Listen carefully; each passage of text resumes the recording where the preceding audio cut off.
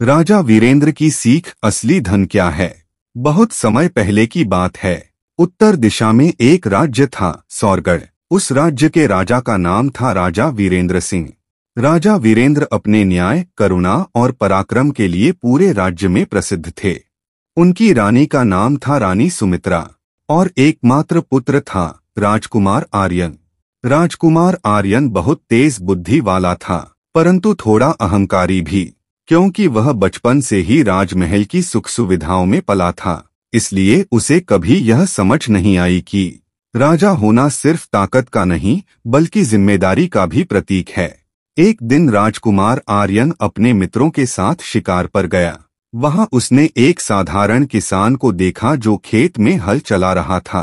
आर्यन ने हंसते हुए कहा, देखो ये लोग भी जिंदगी जीते हैं, धूप में जलते हैं, मिट्टी में सने रहते हैं और फिर भी मुस्कुरा रहे हैं।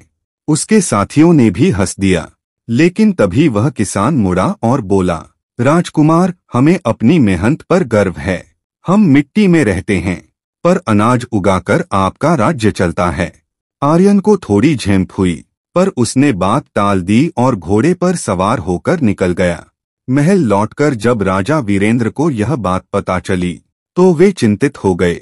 उन्हें लगा कि अगर आर्यन को समय रहते सही समझ नहीं दी गई तो वह एक स्वार्थी शासक बन जाएगा। उन्होंने रानी सुमित्रा से कहा, हमारा बेटा राजकुमार है पर अभी राजा बनने के योग्य नहीं। उसे जीवन का असली अर्थ समझाना होगा। रानी बोली, तो क्या करे महाराज? राजा ने मुस्कुराकर कहा, उसे असली धन की खोज पर भेजो। असली धन की खोज। अगले दिन राजा ने राजकुमार को बुलाया और कहा, बेटा, अब समय आ गया है कि तुम सीखो राजा होना क्या होता है। तुम्हें जाना होगा और खोज करनी होगी। असली धन क्या है? आर्यन ने आश्चर्य से पूछा। असली धन? हमारे पास तो सोना, चांदी, सेना, महल सब कुछ है।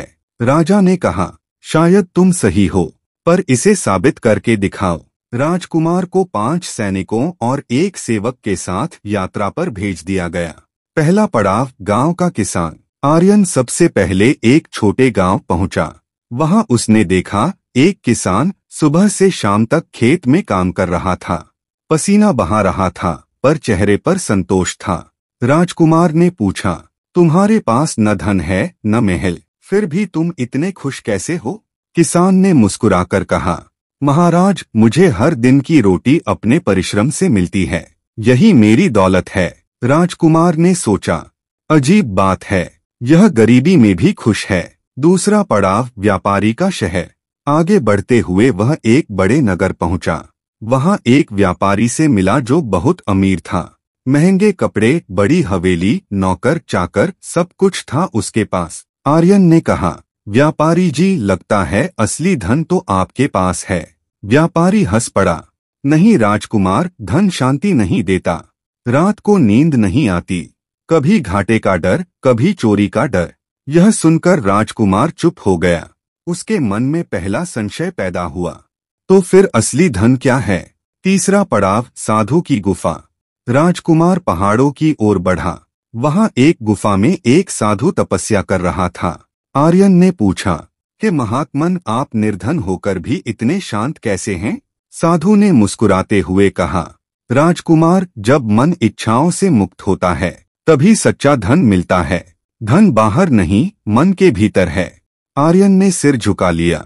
उसे समझ आने लगा था कि सच्चा धन सोना चांदी नहीं बल्कि शांति और संतोष है। वापसी और समझ। 3 महीने की यात्रा के बाद आर्यन राज्य लौटा। राजा ने पूछा, बेटा, क्या तुमने असली धन पा लिया? आर्यन बोला, हाँ पिताजी, अब समझ गया हूँ। असली धन न सोना है न महल, बल्कि मेहनत, संतोष और सेवा ही असली संपत्ति है। राजा मुस्कुराए, बिल्कुल सही कहा पुत्र, यही सीख एक राजा को सबसे पहले लेनी चाहिए। रानी की आंखों में गर्व के आंसू थे। अब राजकुमार केवल एक शाही पुत्र नहीं बल्कि एक जनसेवक राजा बनने की राह पर था। राज्य का स्वर्णकाल। समय बीता। राजा वीरेंद्र ने जब राजकुमार आर्यन को गद्दी सौंपी तो सौरगढ़ राज्य ने स्वर्ण युग देखा। आर्यन ने कर घटाए, गरीबों के लिए अनाज और शिक्षा की व्यवस्था की। लोग उसे दयालु राजा आर्यन के नाम से पुकारने लगे। एक दिन उसने अपने दरबार में कहा, धन से नहीं, मनुष्य के कर्मों से राज्य चलता है। जिस दिन हम लालच छोड़ देंगे, हमारा राज्य अमर हो जाएगा। कहानी की सीख, असली धन वो नहीं जो तिजोरी में हो, असली धन वो है जो दिल में हो। मेहनत, संतोष और सेवा, यही जीवन की सच्ची संपत्ति है। अगर आपको ये कहानी अच्छी लगी हो तो इसे लाइक करें, अपने दोस्तों के साथ शेयर करें और ऐसे ही प्रेरणादायक वीडियो देखने के लिए हमारे चैनल को सब्सक्राइब करना बिल्कुल न भूलें। मिलते हैं अगली कहानी में। तब तक मुस्कुराते रहिए, सीखते रहिए और आगे बढ़ते रहिए।